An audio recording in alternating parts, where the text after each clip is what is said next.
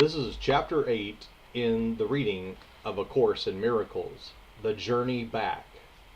Section 1 is the direction of the curriculum. Knowledge is not the motivation for learning this course. Peace is.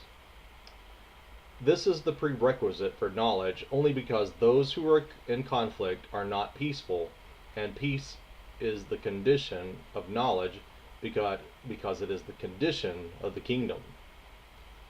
Knowledge can be restored only when you meet its conditions.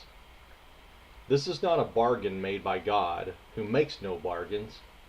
It is merely the result of your misuse of His laws on behalf of an imaginary will that is not His. Knowledge is His will. If you are opposing His will, how can you have knowledge? I would have told you what knowledge offers you, but perhaps you do not yet regard this as wholly desirable. If you did, you would not be so ready to throw it away when the ego asks for your allegiance. The distractions of the ego may seem to interfere with your learning, but the ego has no power to distract you unless you give it the power to do so. The ego's voice is an hallucination. You cannot expect it to say, "I am not real," yet you are not asked to dispel your hallucinations alone. You are merely asked to evaluate them in terms of their results to you. If you do not want them on the basis of loss of peace, they will be removed from your mind for you. Every response to the ego is a call to war. And war does deprive you of peace. Yet, in this war, there is no opponent. This is the reinterpretation of reality that you must make to secure peace, and the only one you need to ever make. Those whom you perceive as opponents are part of your peace, which you are giving up by attacking them. How can you have what you give up? You share to have, but you do not give it up yourself. When you give up peace, you are excluding yourself from it. This is a condition so alien to the kingdom that you cannot understand the state that prevails within it.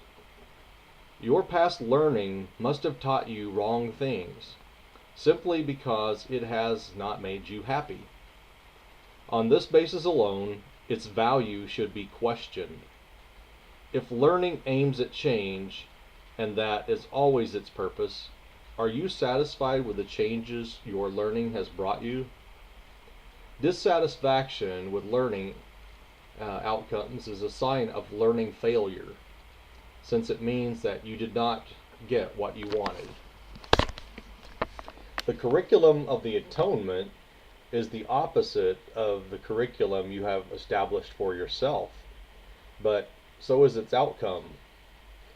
If the outcome of yours has made you unhappy, and if you want a different one, a change in the curriculum is obviously necessary. The first change to be introduced is a change in direction. A meaningful curriculum cannot be inconsistent. If it is planned by two teachers, each believing in dramatically opposed ideas, it cannot be integrated. If it is carried out by these two teachers simultaneously, each one merely interferes with the other. This leads to fluctuation, but not to change. The volatile have no direction. They cannot choose one because they cannot relinquish the other, even if it does not exist.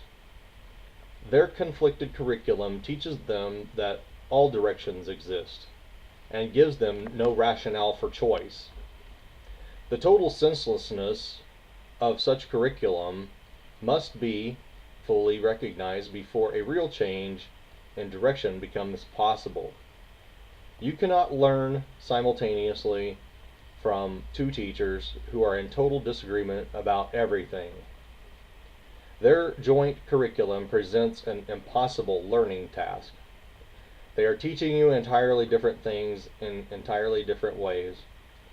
which might be possible, except that both are teaching you about yourself.